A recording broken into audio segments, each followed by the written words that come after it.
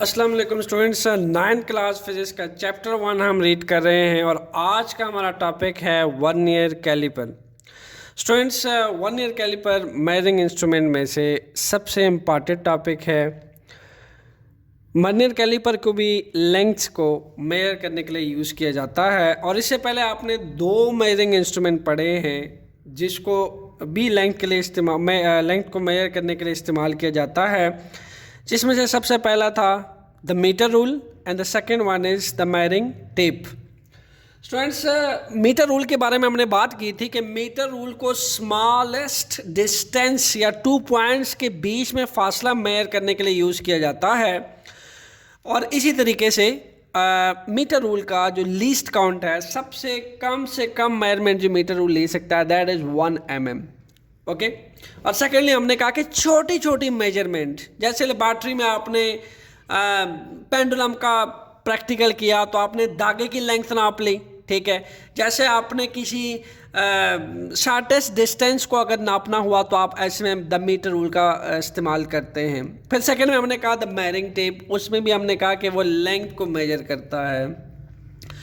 तो उस केस में हमने कहा कि वो लार्जेस्ट डिस्टेंसेस को मेजर करने के लिए यूज़ किया जाता है। जहाँ पे द मीटर रूल फेल हो जाता है वहाँ पे हम फिर मेजरिंग टेप का इस्तेमाल करते हैं। जैसे अगर आपको एक रूम की लेंथ नापनी हो तो ऑब्वियसली स्टूडेंट वहाँ पे आप स्केल का थोड़ा यूज़ करेंगे, मीटर रूल का थोड़ा यूज़ करेंगे, वहीं पे मेजरिंग टेप यूज़ होगा।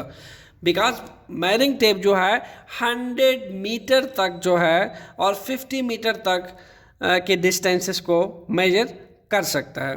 क्लियर? और जो द मीटर रूल है वो ज़्यादा से ज़्यादा 1 मीटर तक का फासला जो है या 2 मीटर तक का या फिर 5 मीटर तक का फासला जो है वो मेजर कर सकता है। बट लार्ज डिस्टेंसेस के लिए और उससे भी अच्छी प्रिसाइज रीडिंग लेने के लिए फिर हम मेजरिंग टेप को इस्तेमाल करते हैं।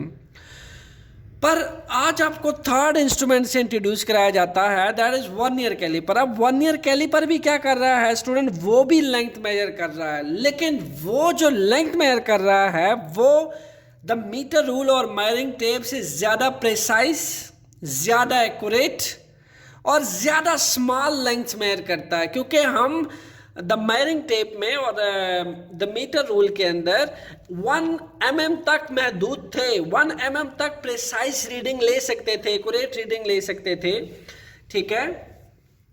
जैसा कि मैं आपके सामने ये ला के रखूँ, ये मीटर रूल है। हम क्या करते थे, 1 सेंटीमीटर और 2 सेंटीमीटर, 1 से 2 सेंटीमीटर को हमने डिवाइड किया था किस में, 10 mm में, यानी 1 से 2 के दरमियान 10 mm है, यानी each centimetre divide into 10 division of mm, 1 mm, 2 mm, 3 mm, 4 mm, 5, 6, 7, 8, 9, 10 पे आके 2 सेंटीमीटर शुरू होता है।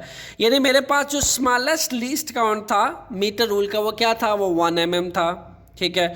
अब अगर मैंने 1 mm और 2 mm यानी 1 mm 2 mm से भी स्मॉलेस्ट रीडिंग लेनी है तो ऐसे केस में मुझे एक इससे भी ज़्यादा प्रिसाइज, रिलायबल, एक्यूरेट एक इंस्ट्रूमेंट मिलता है जिसको कहते हैं स्टूडेंट वन ईयर कैलिपर।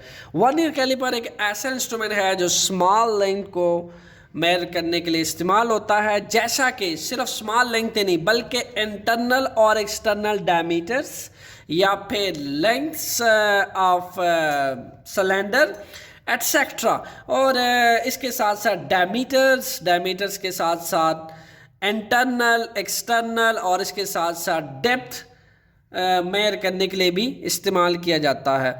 तो वन ईयर कैलिपर जो है वो इन दो मेजरिंग इंस्ट्रूमेंट से ज़्यादा फंक्शनिंग के साथ आता है, नंबर 1, और इससे ज़्यादा प्रिसाइज स्मॉल लेंथ्स को मेजर करने में हमें मददगार साबित होता है। क्लियर?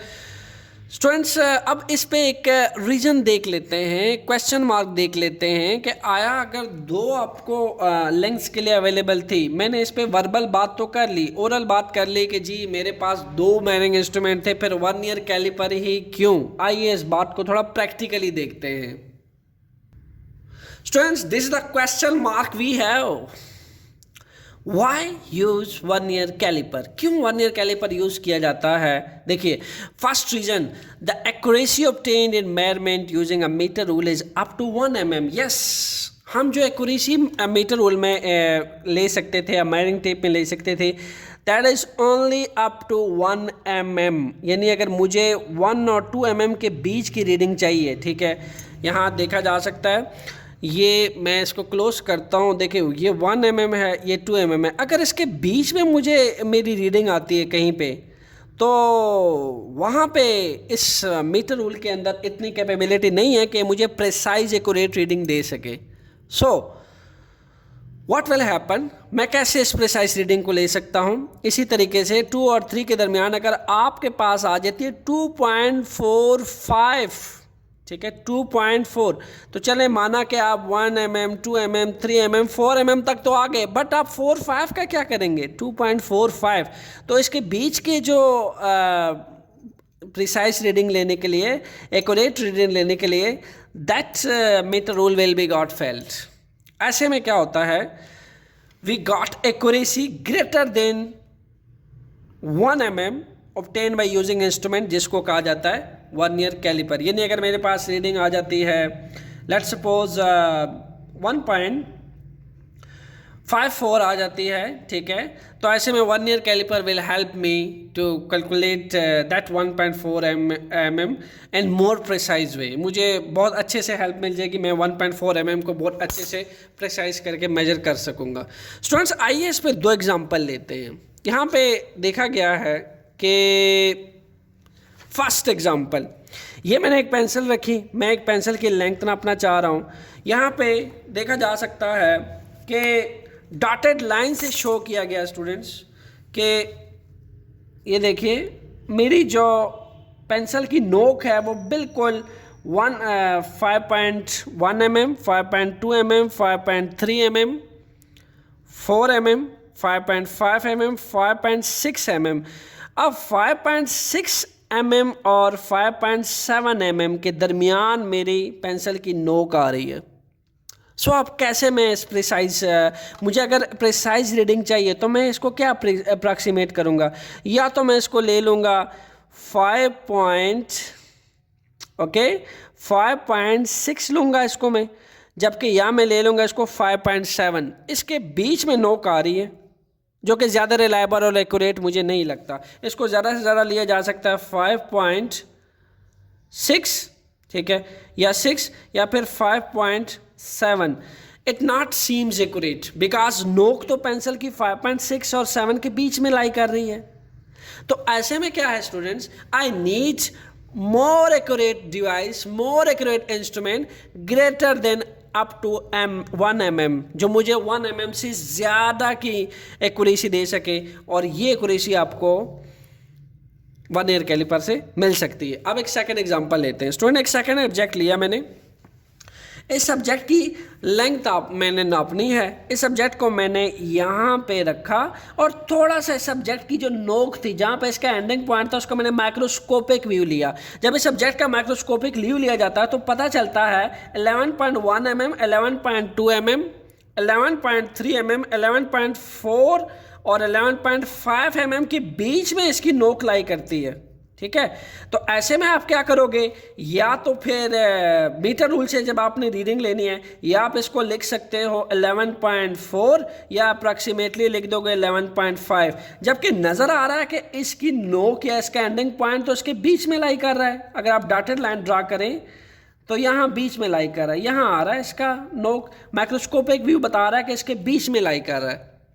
तो अगर आपको अप टू 1 mm से भी, क्योंकि हर सेंटीमीटर को 10 डिवीजन में डिवाइड किया गया है और हर डिवीजन 1 mm के बराबर है, 1 mm 1 mm। आपको अगर 1 mm से भी लार्ज डिवीजन लेनी है, for that we use vernier caliper. So अगर आपसे कोई पूछे कि why you use vernier caliper, तो आप उसको आंसर दे सकते हैं, for getting proper accuracy, correct accuracy greater than 1 mm, we use vernier caliper. Here are 2 examples to support your answer. Students, अब बात कर लेते हैं कंस्ट्रक्शन ऑफ वर्नियर कैलिपर की। यह है आपके पास वर्नियर कैलिपर, ओके। 1 by 1 एक एक पार्ट को समझेंगे। स्टूडेंट्स, सबसे पहले तो आपको पता होना चाहिए कि वर्नियर कैलिपर के 2 टाइप्स ऑफ जॉज होती हैं, ठीक है। एक होती है एक्सटर्नल जॉज और एक होती है इंटरनल जास, जैसा कि इस फिगर में बताया गया है। ये है आपके पास internal jaws, these one are the internal jaws. मैं थोड़ा सा इसको मैं ओपन कर देता हूँ ताकि आपको समझ आए। So these are the internal jaws and these are the external jaws. External jaws इसके बॉटम साइड पे होती हैं और इंटरनल जास इसके टॉप साइड पे होती हैं। नेक्स्ट क्या लिखा हुआ है? Locking screw. लॉकिंग स्क्रू, अच्छा सबसे पहले तो हम एक्सटर्नल जास का इस्तेमाल देख लेते हैं कि ये किस चीज़ के लिए इस्तेमाल होती है। स्टूडेंट्स, एक्सटर्नल जास जो है वो लेंथ के लिए भी इस्तेमाल होती है, ठीक है। एक्सटर्नल जास used for external length of any object, number 1। इसके साथ साथ डायमीटर, डायमीटर के लिए भी इस्तेमाल की जाती है। ये एक्सटर्नल जास जो है, अगर आपको लेट सपोज किसी चीज़ की लेंथ नापनी हो, जैसे ये आपको एक सॉलिड सिलेंडर नज़र आ रहा है, अगर मुझे इस चीज़ की लेंथ नापनी है, ठीक है, तो जस्ट आप इसके एक्सटर्नल जास में इसको ग्रिप दे दीजिए, ठीक है। हम 1 बाय 1 पार्ट की फंक्शनिंग समझेंगे और यहाँ से इसको ग्रिप देते हुए यहाँ से स्क्रू को टाइट कर लीजिए, ठीक है। इसको हम थोड़ा सा, ये देखिए,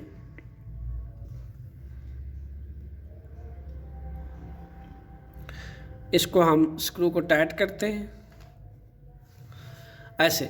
ऐसे आप इसकी लेंथ फाइंड कर सकते हैं सॉलिड सिलेंडर की। लेट सपोज अगर आपको इस सॉलिड सिलेंडर का डायमीटर पता करना है तो स्टूडेंट्स वो भी पता किया जा सकता है, ठीक है। 1 बाय 1 पार्ट की अभी हम फंक्शनिंग समझेंगे कि ये वर्नियर कैलिपर किन किन फंक्शनिंग पे कैसे काम करता है, कौन सा कंपोनेंट इसका किस चीज़ के लिए इस्तेमाल होता है। ऐसे में स्टूडेंट इसको हम इसके अंदर फंसा देंगे और इसका जो लॉक है स्क्रू का उसको हम टाइट कर देंगे लाइक दैट। ऐसे में आप इसे इस सॉलिड सिलेंडर का डायमीटर पता कर सकते हैं। इससे पहले हमने इसको हॉरिजॉन्टल रखा इसका लेंथ पता करने के लिए, अब हमने इसको वर्टिकली अलाइन किया सॉलिड सिलेंडर को ताकि हम इसका क्या पता कर सके स्टूडेंट्स, डायमीटर। ओके, अब आप सोच रहे होंगे कि लेंथ और डायमीटर तो चले पता चल गई, इस तरह मैंने रखा एक्सटर्नल जाज में लेंथ पता चल गई और ऐसे रखा तो मुझे इसका डायमीटर पता चल गया। अब आप सोच रहे होंगे जो इंटरनल जाज है इसका क्या यूज़ है। स्टूडेंट्स, ऐसी चीज़ों के लिए जैसे ये होगी, अब अगर मुझे इसकी इंटरनल डायमीटर पता करना हो या इंटरनल लेंथ पता करना हो, वो कैसे पता चलेगा स्टूडेंट्स।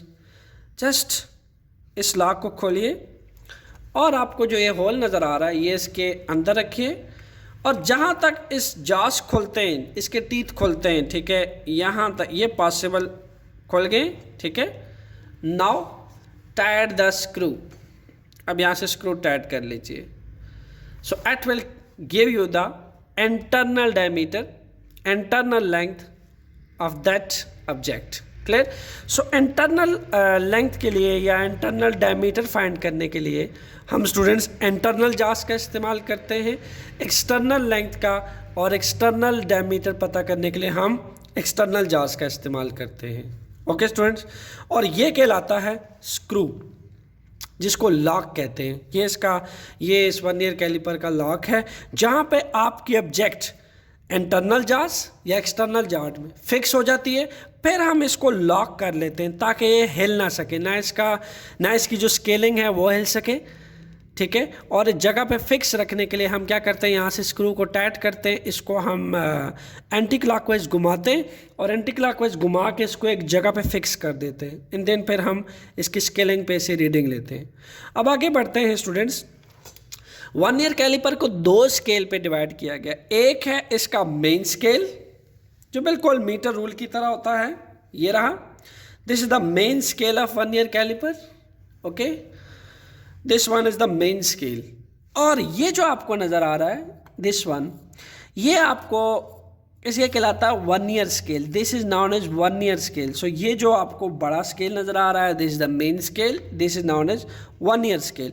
वर्नियर स्केल जो है स्टूडेंट्स वो मूवेबल होता है, जस्ट लाइक दिस, ठीक है।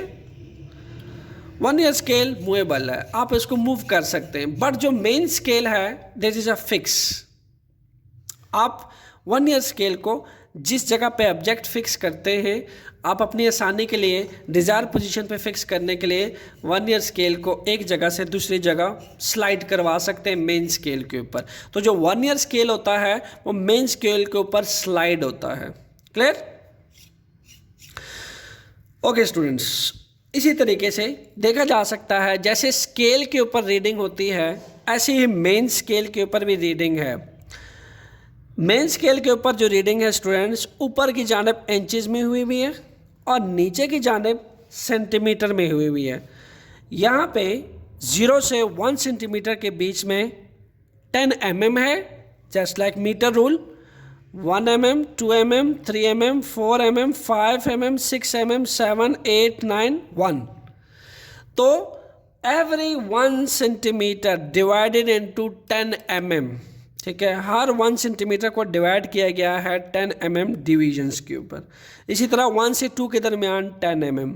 ओके, तो स्टूडेंट्स हुआ क्या कि वन ईयर स्केल पे अब जो आपको डिवीजन नज़र आ रही है, वन ईयर स्केल जो है वो आपके पास 0 से 1, 1 से 2 mm के मज़ीद अगर आप 1 mm को भी 20 हिस्सों में डिवाइड करें, एक्सपेंड करके लिखें, तो ये रीडिंग आपको नज़र आएगी 0 से 9 के दरमियान।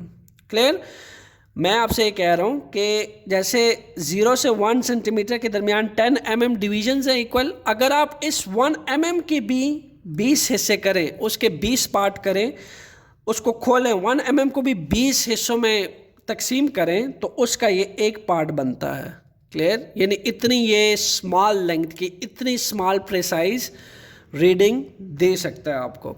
ओके स्टूडेंट, इसके अंदर स्टूडेंट होती है एक नीडल। जब हम इसको वन ईयर स्केल को, ठीक है, ये स्लाइड करवाते हैं मेन स्केल के ऊपर, तो ये नीडल आप देख रहे हैं, ये इसमें ओपनिंग होती है। अब ये नीडल किस चीज़ के लिए इस्तेमाल होती है? ये स्टूडेंट इंटरनल डेप्थ अगर पता करनी, जैसे मेरे पास ये ढकना है, अगर मुझे इसकी इंटरनल डेप्थ पता करनी है, for that purpose I will use that box. अब इसको क्या करेंगे, इसको हम खोलेंगे, ठीक है, इतना, लेट सपोज ये नीडल अब इतनी चलेगी है, जब तक इसके लास्ट एंड तक ये नीडल टच होती है, जैसे टच हो चुकी है, ये देखिए मैं आपको शो करवाता हूँ, ये जब टच हो जाती है तो फिर हम क्या करते हैं, यहाँ से इसकी डेप्थ मेजर करने के लिए इस नीडल की को यहाँ पे एंड पॉइंट पे जब ये टच हो जाता है तो हम यहाँ से इसकी मेन स्केल और वन ईयर स्केल के थ्रू रीडिंग ले लेते हैं। सो स्टूडेंट्स, ये थी आपके पास इसके मेन पार्ट्स जिसकी हमने बात की। 2 scales, main scale, vernier scale, 2 jaws, the one is external jaws, internal jaws. इसके साथ मेजरिंग डेप्थ प्रोब होती है जो किसी भी चीज़ की डेप्थ को मेजर करने के लिए इस्तेमाल की जाती है। इसके अलावा लॉकिंग स्क्रू होता है, ये देखा जा सकता है। लॉकिंग स्क्रू किसी भी चीज़ के ऑब्जेक्ट को लॉक करने के लिए इस्तेमाल होता है। स्टूडेंट्स, अब हम बात कर लेते हैं लीस्ट काउंट की। आपको पता है स्टूडेंट्स के लीस्ट काउंट वो कम से कम लीस्ट मेजरमेंट है जो किसी भी डिवाइस से, किसी भी इंस्ट्रूमेंटल डिवाइस से मेजर की जा सकती है। ठीक है, किसी भी इंस्ट्रूमेंट की जो वो कम से कम पैमाइश हो, जो एक्यूरेट पैमाइश हो, जो से ली जा सकती हो, स्मॉलेस्ट रीडिंग जो से ली जा सकती हो, स्मॉलेस्ट पॉसिबल रीडिंग, वो उस इंस्ट्रूमेंट का लीस्ट काउंट होता है। आइए स्टूडेंट लीस्ट काउंट की बात करते हैं वन ईयर कैलिपर की। और वन ईयर कैलिपर के लीस्ट काउंट पे बात करने से पहले हम वन ईयर स्केल और मेन स्केल, ये जो आपको नज़र आ रहा है वन ईयर स्केल और मेन स्केल के कंपैरिजन की बात कर लेते हैं, जिसके ऊपर जो स्केलिंग हुई है उसकी बात कर लेते हैं। आप जानते हैं कि 0 से 1 के दरमियान तो 10 mm है, ठीक है, मेन स्केल में 10 mm है, ये 1 mm है, ये 2 mm है, 3 mm है, 4 mm है, 5 mm है। इन्हें हमने क्या किया हुआ, 0 से 1 के दरमियान 10 डिवीजन्स की हुई है, ठीक है, जैसे मेन स्केल में। जैसे मैंने आपसे कहा कि ये जो 1 mm है वन ईयर स्केल में उसको 20वें हिस्से पे डिवाइड किया गया, ठीक है। आप अगर 1 के एक हिस्से के 20 हिस्से करें तो इसका एक स्केल बनता है, ठीक है। ओके, तो हम इसको समझने के लिए एक कंपैरिजन कर लेते हैं। अगर आप मेन स्केल की बात करें तो 0 से 1 के दरमियान, ठीक है, इस 0 से 1 के दरमियान कितनी ग्रेजुएशंस है? 1 2 3 4 5 6 7 8 9 10। ठीक हो गया, ये 0 से 1 के दरमियान स्केलिंग है। क्लियर? ये तो हुआ students main scale. Main scale इसी तरीके से अगर आप 10 डिविजन्स की बात करते हैं तो इसकी जो 10 डिविजन्स है 1 2 3 4 5 6 7 8, ये यहाँ पे जो आपके पास मेन स्केल है, जहाँ पे मेन स्केल का 10 आता है वहाँ पे 1 ईयर स्केल का 9 आता है स्टूडेंट। ऐसे अगर आप मेजरमेंट लें तो यहाँ पे मेन स्केल का 9 आता है। ठीक है, 1 2 3 4 5 6 7 8 9। ठीक है, तो आप यूँ कह लें कि मेन स्केल की जो 10 डिविजन्स हैं, मेन स्केल की 10 डिवीजन वर्नियर स्केल के 9 mm डिविजन्स के बराबर है। ठीक है, यानी जहाँ पे मेन स्केल का 10 आता है, यानी यहाँ पे यह जहाँ पे 10 आता है वहाँ पे मेन स्केल का क्या आता है? 9 आता है स्टूडेंट्स। ये देखिए, ये नज़र आ रहा होगा आपको, ये 9 आता है। ठीक है, इसी तरीके से अगर आप एक कम से कम ये 0 से 1 के दरमियान कम से कम मेजरमेंट लें, कम से कम, ठीक है, वहाँ पे आपके जो वर्नियर स्केल होता है वो 0.9 आता है। ठीक है, यहाँ पे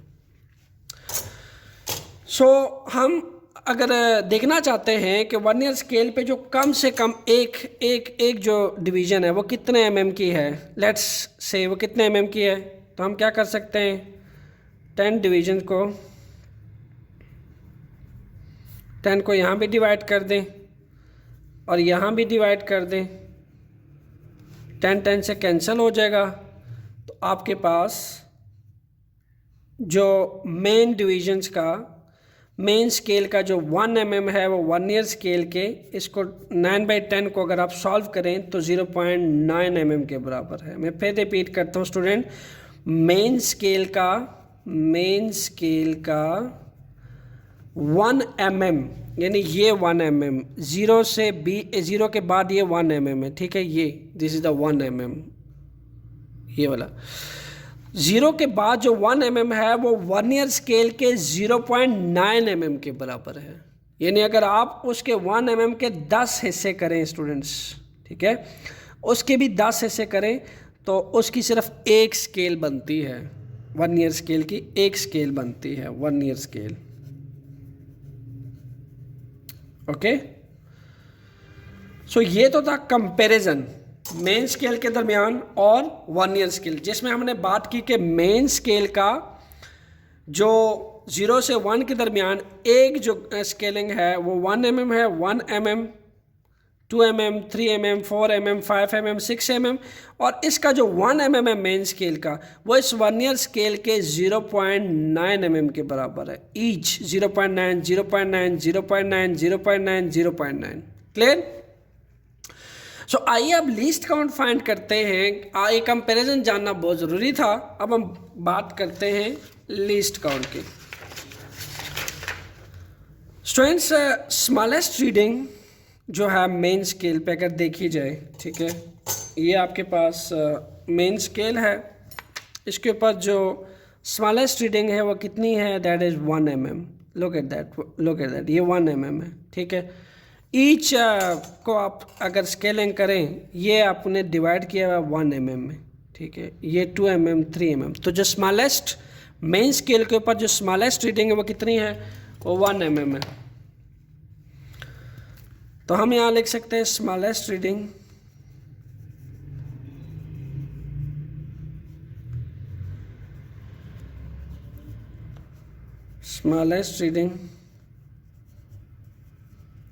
on main scale, that is about 1 mm।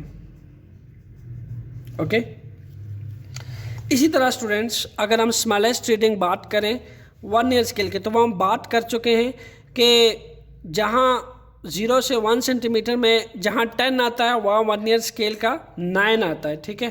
तो जो स्मॉलेस्ट रीडिंग है उसको हम प्रूव कर चुके हैं, वो वर्नियर स्केल के ऊपर 0.9 mm है smallest reading. Smallest reading on vernier scale, okay, that is about 0.9 mm। अब स्टूडेंट्स अगर हम देखें तो इसका मतलब ये है कि हर 10 डिवीज़न जो है किसकी, मेन स्केल की, वो वर्नियर स्केल के 9 यानी 9 mm ऑफ मेन स्केल के बराबर है, ठीक है। जो यहाँ पे यानी वर्नियर स्केल का जब 10 पूरा हो जाता है वहाँ पे मेन स्केल का 9 होता है। तो हम क्या लिख सकते हैं, 10 marks of main scale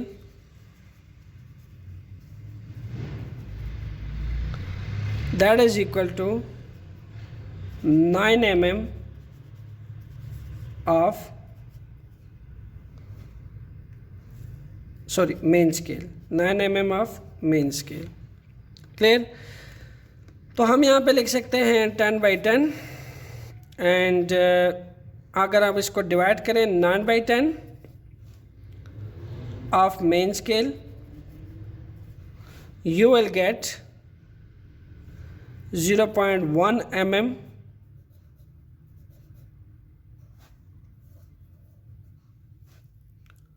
of main scale. So students यहाँ पे आपके पास 1 मार्क्स ऑफ मेन स्केल, ठीक है।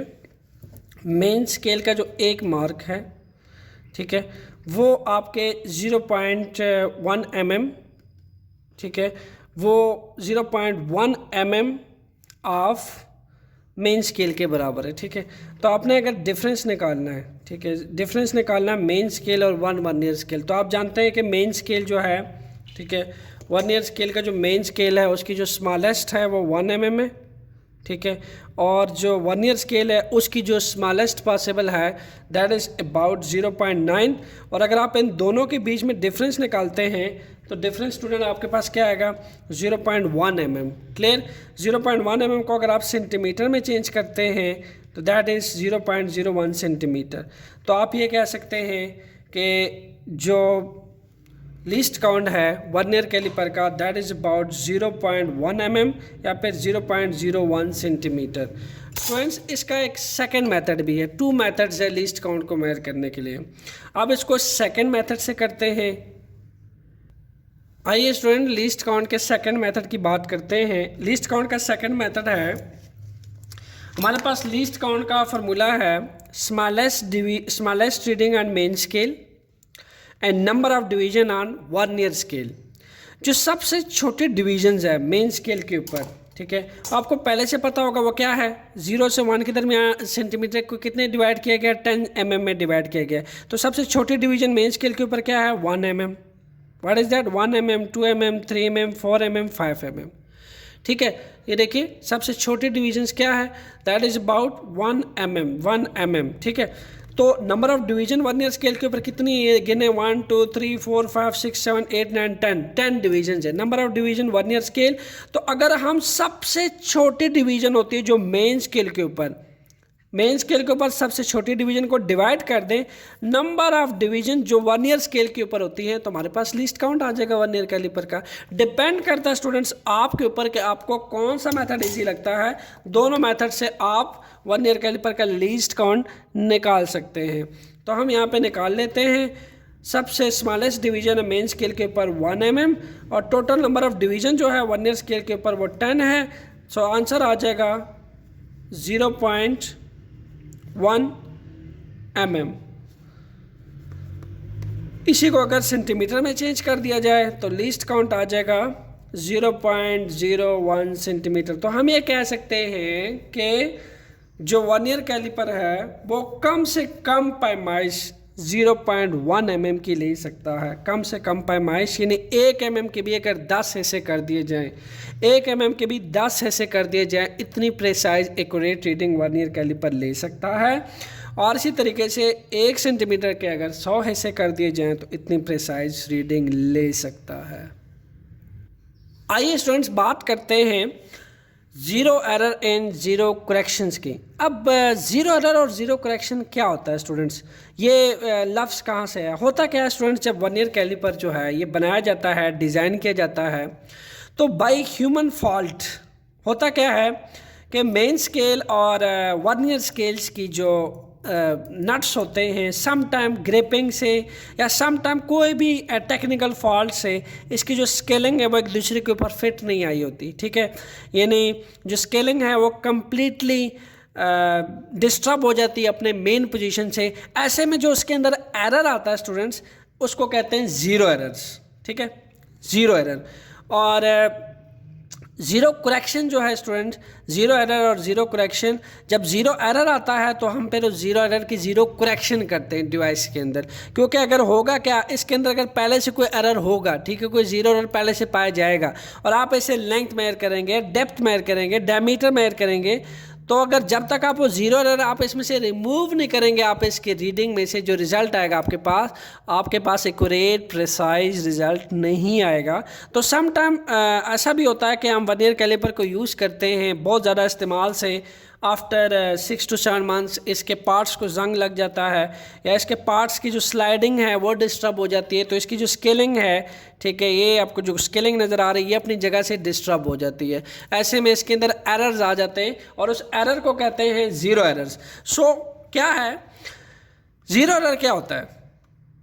It's actually F the zero of the vernier exactly कंसाइड with the zero of the main scale. अब गौर से समझें, ज़ीरो ऑफ द वर्नियर, ये है वर्नियर का ज़ीरो, ये नज़र आ रहा है आपको, ठीक है। This is the zero of vernier scale and this is the zero of main scale. कहता है कि जब तुम इन जार्स को कम्प्लीटली बंद करो, ऐसे इन जार्स को कम्प्लीटली बंद करो और स्क्रू को टाइट कर दो, ठीक है, स्क्रू को आपने टाइट कर देना। कहता है कि जब ज़ीरो ऑफ द वर्नियर अगर zero of the main scale के साथ कम्प्लीटली कंसाइड करें, जैसा इस फिगर में देखा जा सकता है, ये वर्नियर स्केल का ज़ीरो है ये, और ये मेन स्केल का ज़ीरो है। अब क्या है कि अगर वर्नियर स्केल का ज़ीरो मेन स्केल के ज़ीरो के साथ कम्प्लीटली कंसाइड कर दे, फुल कंसाइड कर दे, देखें एक दूसरे के ऊपर आया हुआ है, ओवरलैप कर ले, ठीक है, तो हम क्या कहते हैं कि there is no zero error. और ये किस केस में होता है? When the two jaws are in contact, जब दो jaws आपस में क्या होते हैं? कंटेक्ट में होते हैं एक दूसरे के साथ, ठीक है। तो यहाँ पे भी देखा जा सकता है, ये वर्नियर कैलिपर आपके सामने रखा है मैंने, देखा जा सकता है ये मेन स्केल का ज़ीरो है, ये वर्नियर स्केल का ज़ीरो है, टोटली एक दूसरे के साथ कंसाइड कर रहे हैं। लुक एट दैट, कंप्लीटली कंसाइड कर रही है इसकी लाइंस एक दूसरे के साथ। तो इस वर्नियर कैलिपर में कोई ज़ीरो एरर नहीं है। आइए देखते हैं कि ज़ीरो एरर्स की टोटल कितनी टैप्स होती हैं। स्टूडेंट्स, वर्नियर कैलिपर के अंदर जो ज़ीरो एरर होता है उसकी 2 टैप्स होती हैं। Number 1 positive error, negative error. आइए पढ़ते हैं first of all positive error के बारे में। ओके, पॉजिटिव एरर कब होता है? देखें, पॉजिटिव एरर कब होता है? When the two jaws are in contact. देखा जा सकता है कि टू जॉज जो है टोटली कंटैक्ट में एक दूसरे के साथ, ये देखिए ये are in contact, this two jaws are in contact. When the two jaws are in contact, ये दो जॉज भी कंटैक्ट में है, ये भी जॉज कंटैक्ट में, और ये जो दो स्केल्स आपको नज़र आ रही हैं ये भी जाहिर सी बात है जब ये जॉज कंटैक्ट में आते हैं तो जो इसकी स्केलिंग है वो भी कंटैक्ट में आ जाती है। कहता है when the two jaws are in contact what will happen, and the zero of the vernier lies right to the zero of the main scale। अब क्या है? मेन स्केल का ज़ीरो ये है। अगर वर्नियर स्केल का ज़ीरो मेन स्केल के zero से राइट पे लाई करेगा स्टूडेंट, राइट साइड पे, यानी मेन स्केल का जीरो, ये 1 ईयर स्केल का जीरो राइट साइड पे लाई करेगा, तो ऐसा एरर क्या कहलाएगा? Positive error. और ऐसा एरर हम रिजल्ट में से क्या करते हैं? नेगेटिव। क्या करते हैं? माइनस करते हैं। लाजमी सी बात है, इसमें जो मिस्टेक है, जो एरर है, वो आप प्लस उसमें थोड़ा ही करोगे। तो पॉजिटिव एरर को हमेशा रिजल्ट में से क्या किया जाता है? माइनस। क्लियर? यहाँ पे देखिए, यहाँ पे देखा जा सकता है कि ये है मेन स्केल का जीरो, और या नीचे देखी जा सकता है ये 1 ईयर स्केल का जीरो। 1 ईयर स्केल का zero clear cut main scale के जीरो से राइट साइड पे लाई कर रहा है, तो ऐसा एरर क्या कहलाता है? ऐसा एरर पॉजिटिव एरर कहलाता है। ठीक है, मैं फिर क्लियर करता चलो। When these two jaws are in contact with each other, these two jaws are in contact with each other, then zero of the 1 year scale, if this zero of the 1 year scale lies left side पे, इस side पे अगर लाई करेगा तो ऐसा error positive कहलाएगा, और ऐसा एरर हम रिजल्ट में से क्या करते हैं? नेगेटिव। उसकी जीरो करेक्शन कैसे करते हैं? माइनस करते हैं हम रिजल्ट में से। ओके स्टूडेंट्स, अब बात कर लेते हैं नेगेटिव एरर की। So student, let's discuss about negative error. क्या लिखा है? व्हेन द टू जॉज, सो आप पॉजिटिव एरर फाइंड कर रहे हो या नेगेटिव एरर फाइंड कर रहे हो, these two jaws should are in contact with each other. Clear? Upper jaws and lower jaws, external jaws, internal jaws, both should be are in contact with each other, और screw को आपने tight किया हो और इन दोनों के बीच में कोई फासला नहीं होना चाहिए। They should be are in completely contact with each other like that. आपको फासला देखे कहीं नज़र आ रहा है? No distance. ईयर से भी कोई फासला नहीं होना चाहिए, नीचे से भी कोई फासला नहीं होना चाहिए। ठीक है, अब क्या है? When the two jaws are in contact in the zero of the 1 year lies left to the zero of the main scale, तो ऐसे में क्या होता है? जो एरर होता है वो नेगेटिव होता है। ओके, अगर ये जो 1 ईयर स्केल का जीरो है, ठीक है, 1 ईयर स्केल का जीरो अब राइट में लाई करने के बजाय और इसके साथ कंसाइड करने के बजाय अगर 1 ईयर स्केल का जीरो लेफ्ट पे लाई कर जाए, ठीक है, यानी मेन स्केल का जीरो बाद में आ रहा है, 1 ईयर स्केल का जीरो उससे पहले आ गया, तो लाजमी सी बात है वो लेफ्ट पे लाई करेगा। ठीक है, 1 ईयर स्केल का जीरो लेफ्ट पे लाई करेगा, तो ऐसे में जो एरर होगा वो नेगेटिव एरर होगा, और जो जीरो करेक्शन होगी वो क्या होगी स्टूडेंट? पॉजिटिव। ऑब्वियसली आप रिजल्ट में जितना इसमें एरर पाया जाएगा वो रिजल्ट में आप क्या कर दोगे? प्लस, जैसे यहाँ किया हुआ है। लेट सपोज अगर आपके पास -0.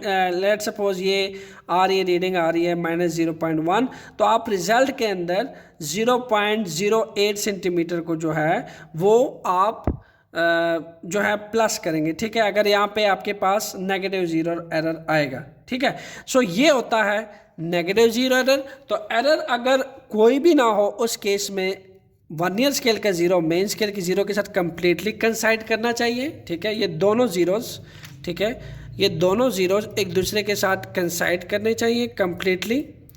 अगर 1 ईयर स्केल का जीरो मेन स्केल के जीरो से राइट साइड पे लाई करे तो ऐसा एरर पॉजिटिव जीरो कहलाता है, और इसका जो जीरो करेक्शन होता है वो नेगेटिव होता है, यानी रिजल्ट में से माइनस करते हैं हम उसको। इसी तरीके से अगर आपके पास 1 ईयर स्केल का जीरो मेन स्केल के जीरो से राइट पे लाई करे, तो ऐसे में राइट पे लाई करते हुए हम उसमें क्या करते हैं स्टूडेंट? वो एरर नेगेटिव कहलाता है, और एस का जीरो करेक्शन पॉजिटिव होता है, यानी जो रिजल्ट आता है हम उसमें प्लस कर देते हैं। होपफुली स्टूडेंट 1 ईयर कैलिपर की complete construction, zero error, zero correction आपको समझ आ गया होगा।